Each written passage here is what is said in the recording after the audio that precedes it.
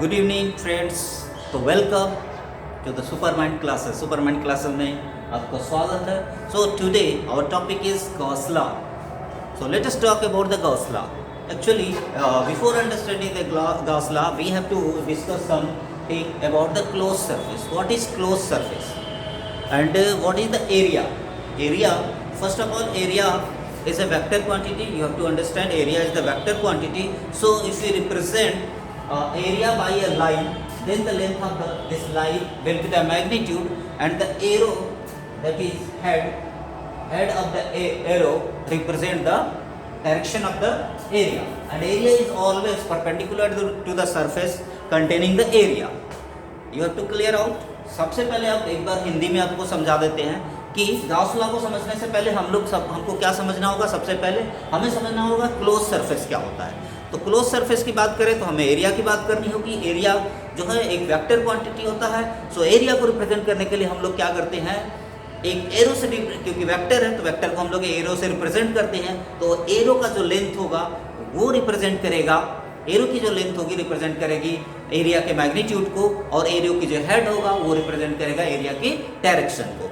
So close surface की बात करें तो कौन कौन सी ऐसी बॉडीज होंगी, उनको देखा जाए कि कौन कौन सी ऐसी बॉडीज होंगी जिनका क्लोज सरफेस हो सकता है। यानी क्लोज मीन्स चारों तरफ से ऐसा सरफेस, ऐसा एरिया जो बंद हो। मान लो फॉर एग्जांपल एक चादर आपने ले लिया, तो चादर क्लोज नहीं है, लेकिन उस चादर को पूरी तरह से क्लोज करके गोल सा बना दिया जाए तो क्या हो जाएगा, वो क्लोज हो जाएगा, क्योंकि ओपन सरफेस हो जाएगा, नहीं तो वो यानी ओपन एरिया हो जाएगा।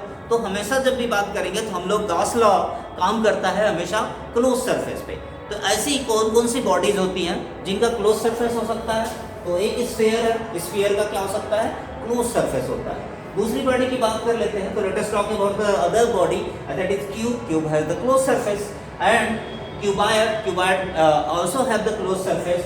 Any solid body can have close surface, any solid body have the close surface, and hemisphere may be hemispherical cell, hemisphere or the spherical cell. These bodies have the closed surface. Clear? So you have, I think you have understand which bodies have the closed surface. Actually, what is the Gauss law? Gauss law is simple calculating the flux through a closed surface. What is flux? I think you know it, but in one line I am going to tell you that what is flux. The flux is the number of lines. Flux is defined as the number of lines passing perpendicular to an area. किसी भी area को, for example this board is there, for example this board is there, if number of lines, electric field lines are passing this area, this board, the area of the board perpendicular to the 10 electric field lines are passing through this whole area of the board. Clear? So its flux will be 10. So number of lines passing through an area is known as the electric flux. Clear? तो flux हमें clear पता चल गया है। तो now let us talk about the Gauss law. So Gauss has told us very simple thing that the total flux through a closed surface will be 1 upon epsilon naught times of the total charge. How much? 1 upon epsilon naught times of the total charge inside the surface. So if there is a charge plus q inside the surface, if there is charge plus q inside the surface, then the flux phi will be equal to q upon epsilon naught. Simply this is the Gauss law.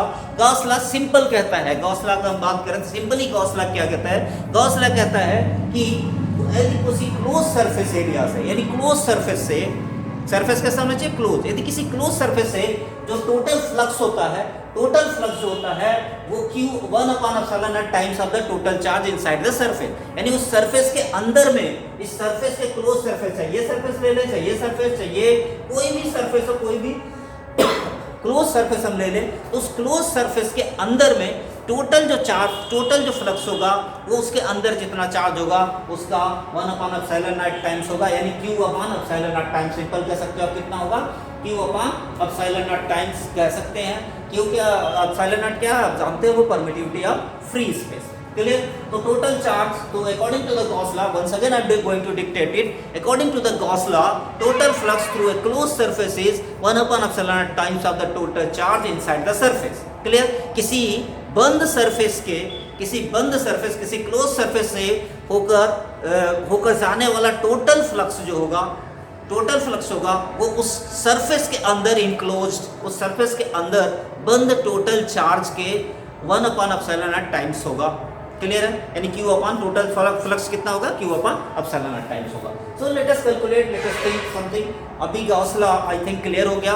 सिर्फ simply यही है कि ये 1/ε0 times of the total charge होगा। किसका होगा? 1/ε0 time, right, 1/ε0 times of the total charge inside the surface, total charge inside the surface, total charge inside the surface, यानी surface के अंदर टोटल चार्ज होता है, इसका होता है। और स्टूडेंट्स फ्लक्स की कैलकुलेशन की बात कर लेते हैं। तो सबसे पहले हम फ्लक्स की कैलकुलेशन की बात करते हैं। यदि आउटवर्ड फ्लक्स होता है तो इसे हम लोग क्या लेते हैं? पॉजिटिव लेते हैं।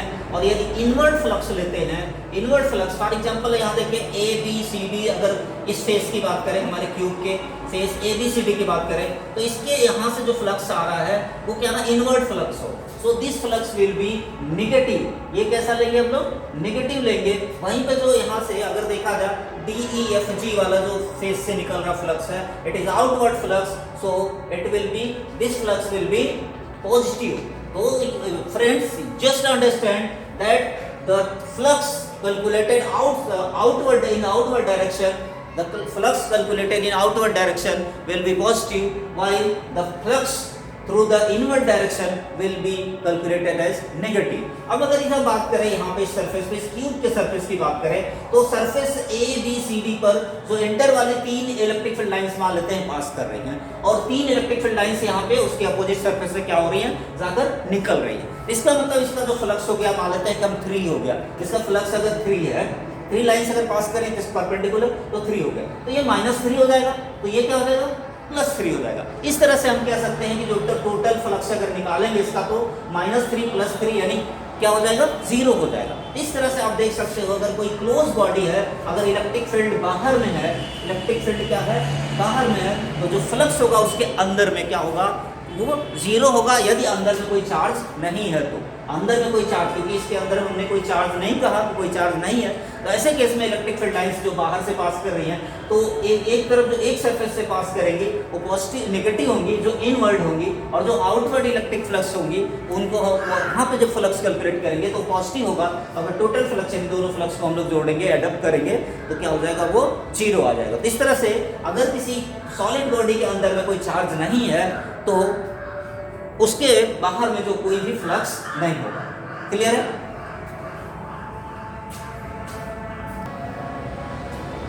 Now students, let us calculate the electric flux through different shapes of bodies. How much using the Gauss law? Gauss law का इस्तेमाल करते हुए हम लोग इलेक्ट्रिक फ्लक्स को कैलकुलेट करते हैं। तो let us calculate the electric flux.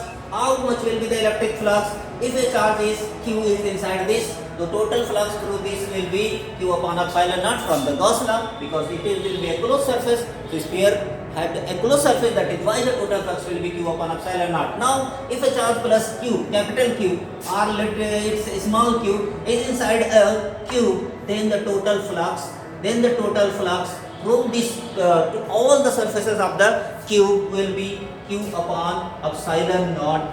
But if we calculate the flux through one face of the cube, then it can be calculated because it is on the total surface, and we know that there are 6 faces in the cube, so it will be Q upon 6 ε0 if the charge is inside a cube.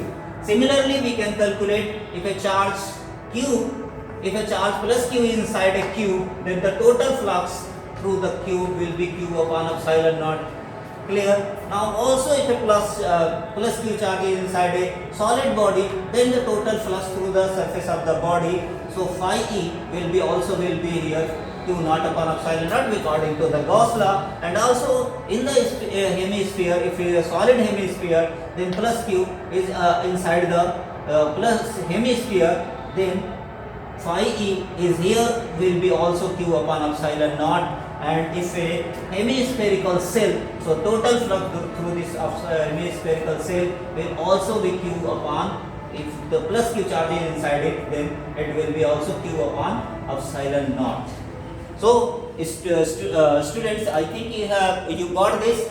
Using the Gauss law, we can calculate the flux through different parts of different size of the body, like sphere, cube, or cuboid, any solid body, and hemisphere. The total flux, this is the Gauss law, that total flux through a closed body, through a closed surface, will be 1 upon epsilon naught times of the total charge inside that body. Students, so next Gauss theorem का इस्तेमाल करते हुए हम लोग क्या करते हैं, कुछ और देख लेते हैं, कुछ और इलेक्ट्रिक फ्लक्स को कैलकुलेट करना है. So what will be the flux through a hemispherical shell, hemispherical body, if this body is placed in a uniform electric field. For example, if the electric field here is uniform, so if the electric field is uniform, then the direction of electric field will be the same. All the field will be in the same direction. So only we see that only the electric field lines which are perpendicular to the base, the area, the total area of this will be the perpendicular to the base. The area of the base will be how much? Pi r square. And electric field, all the electric field which will pass through the curved surface, total curved surface, that is this total curved surface through the total curved surface of the hemisphere, then it will be base area of the base into electric field magnitude of E, because at every places, not every places, the field and the E, the area and the E, electric field, both are not parallel to each other. हर जगह पे parallel नहीं होंगे, बहुत सारे जगहों पे क्या होंगे, परपेंडिकुलर भी होंगे.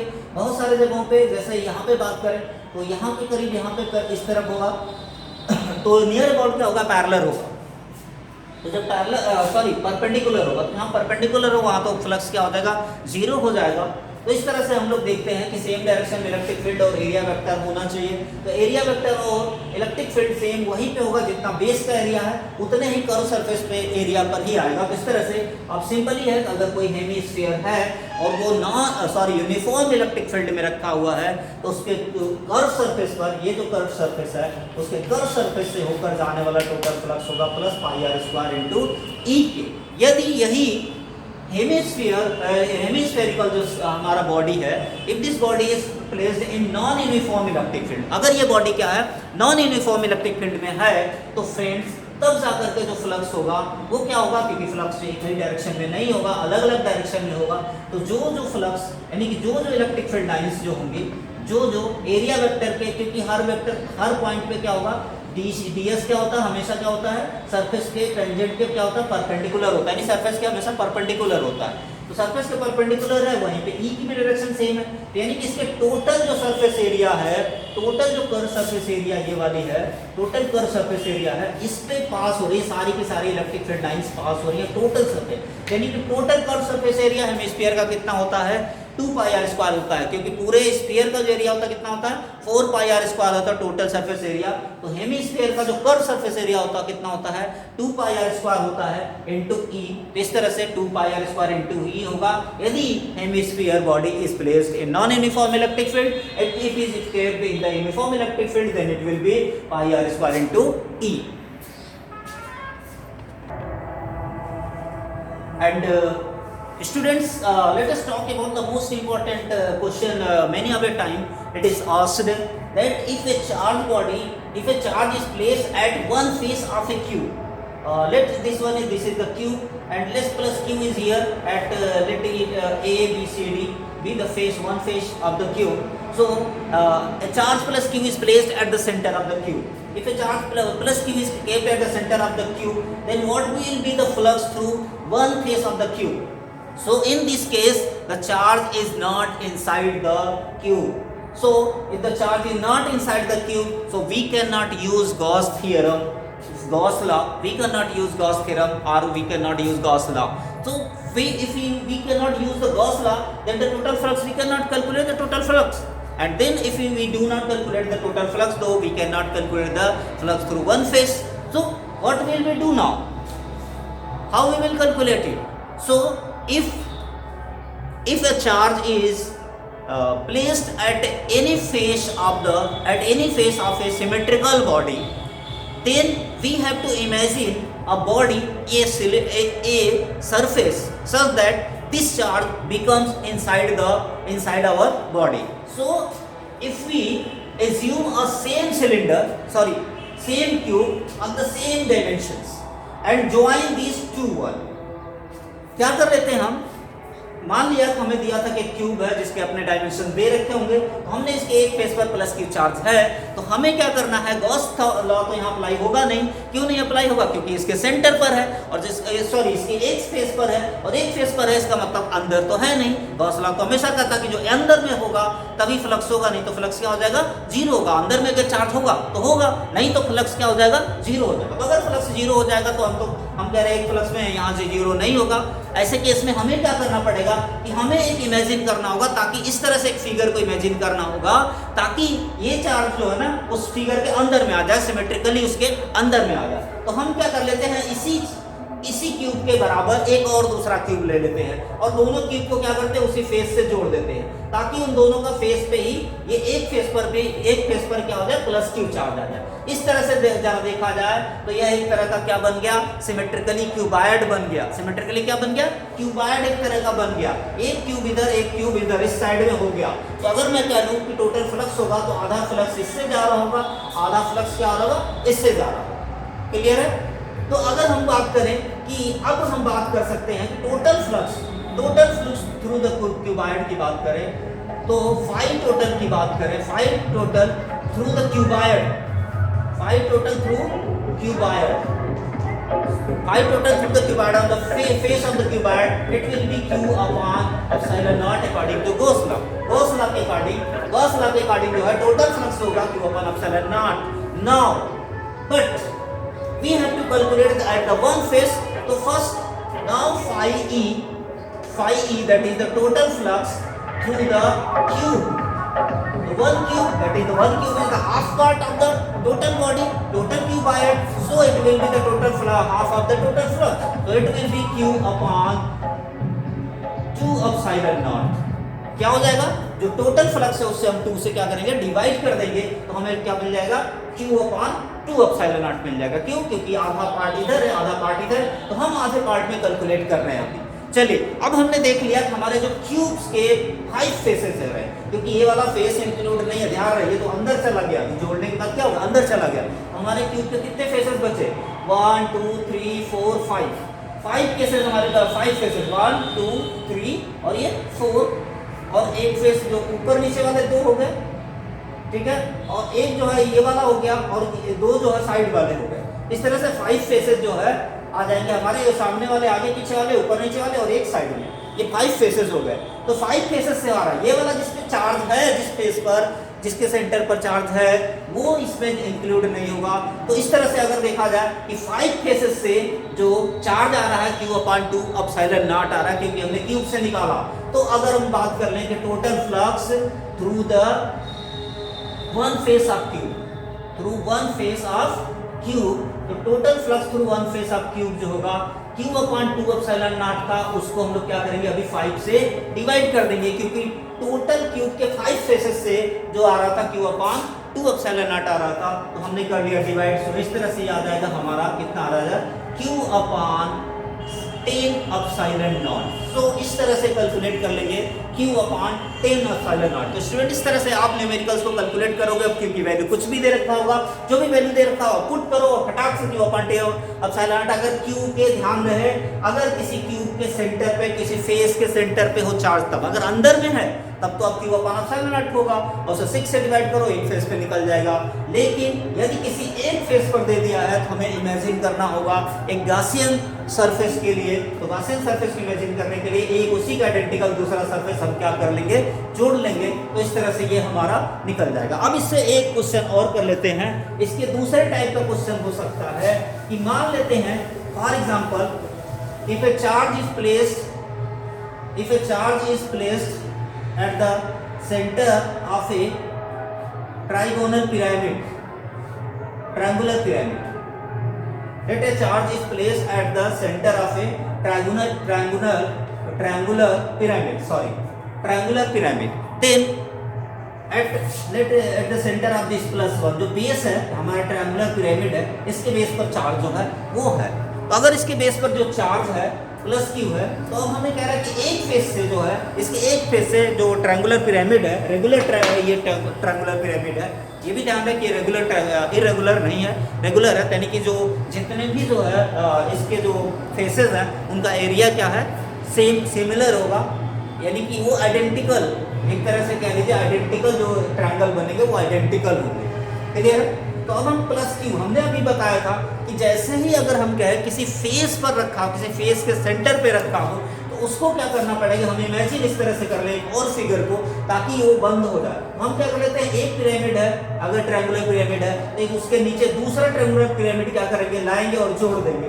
उस तरह से हमारा जो चार्ज होगा वो क्या हो जाएगा, इसके क्लोज में आ जाएगा। अब हमें ये क्लोज बॉडी बन गई, बट हमारे कितने फेसेस हो गए, 3 फेसेस ऊपर में, 3 फेसेस नीचे में। ये बेसेस दोनों क्या हो गए, अंदर में आ गए, बेसेस को काउंट नहीं करेंगे। तो टोटल फेसेस कितने हो गए, 6 हो गए। कितने हो गए टोटल फेसेस, 6 फेसेस हो गए।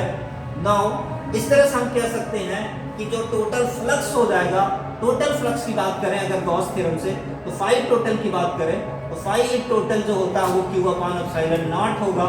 बट अगर हम बात करें कि एक फेस से, तो टोटल कितने फेसेस हो गए, टोटल फेसेस हो गए आपके 6। सो 5 through one face, 5 through one face, this will be Q/6ε0 हो जाएगा for this pyramid, for a pyramid which is triangular pyramid में जो क्या होते हैं, 4 फेसेस होते हैं, जिसमें एक बेस होता है और 3 जो है बाकी जो है ट्रायंगुलर फेसेस होते हैं। और अगर यह टेट्रागोनल होता, अगर तो उसमें क्या होते हैं, 5 फेसेस होते हैं। इस केस में हमारा क्या होता है, ये 4 हो जाता, तो ये Q/6 Q/8 आ जाता है। क्लियर? तो ये था आपका इस तरह के जो फेसेस के सेंटर पे यदि न्यूमेरिकल्स आपको सॉल्व करना हो, तो you have to use these things. तो स्टूडेंट्स क्या होगा, आप ज़रा देखा जाए तो वीडियो काफ़ी बड़ा हो जाएगा, तो इसलिए वीडियो बड़ा ना हो उसके लिए हम लोग क्या करते हैं, सबसे पहले एक बार रिकॉल कर लेते हैं। Let us recall about the Gauss law. What is Gauss law? Gauss law states that the total flux through a closed surface is 1/ε0 times of the total charge inside that surface. Clear? So that is phi e will be equal to Q/ε0 or integration of area integral of electric field will be equal to Q/ε0. Clear? तो total flux through a close surface will be Q/ε0। ये तो था Gauss theorem.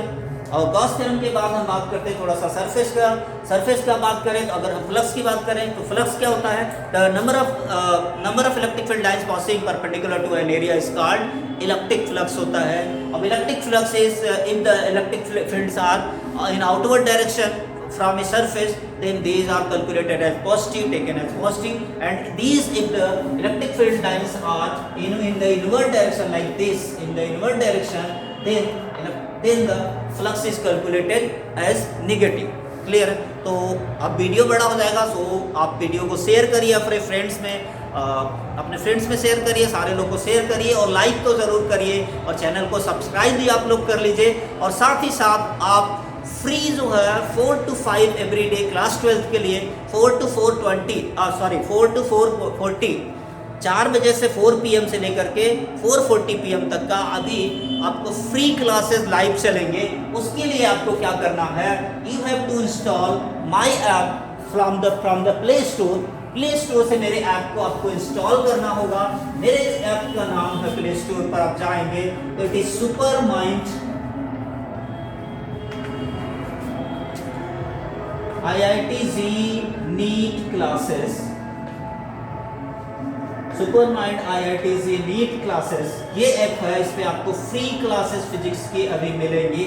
आपको यदि आप जितने early enrol करते हो तो आपको फ्री क्लासेस यहाँ पे अभी फिलहाल मिलेगी 4 to 4:40 एवरी डे अभी मिल रहा है, 4 PM to 4:40 PM।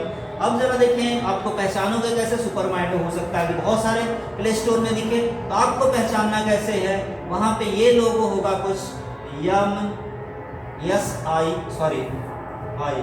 तो इस तरह का ये लोगों में होगा, यस के यस ये जो होगा बड़ा सा होगा, एम होगा, आई होगा, इस तरह का लोगो होगा MSI, that is Super mind institute. तो आप जो है इसको इंस्टॉल करेंगे, इंस्टॉल कर लीजिए और हमें रिक्वेस्ट अपना भेजिए, हम आपको एक्सेप्ट करेंगे और फ्री एजुकेशन आपको हम देंगे। क्लास 12th के लिए फ्री एजुकेशन देंगे, एक भी पैसे का नहीं लेंगे। आपको यूट्यूब पे वीडियोस अवेलेबल होंगे, साथ ही साथ हमारे ऐप पर जो है प्रैक्टिस क्वेश्चंस है, उन प्रैक्टिस क्वेश्चंस को IIT JEE और नीट के लिए those are prepared by the experts all from Kota. So those questions are very important. You can practice those questions. The solutions are also given there. So you just practice those questions and take live classes every day 4 p.m. to 4:40 p.m. every day from the 1st May. We are going to start from the 1st May. The new batch will be starting online from the 1st May. So you have to install it, like the video and also share the video, and also most important, subscribe the channel and also inform all your friends so that they can join and they can be benefited from this application also. So bye.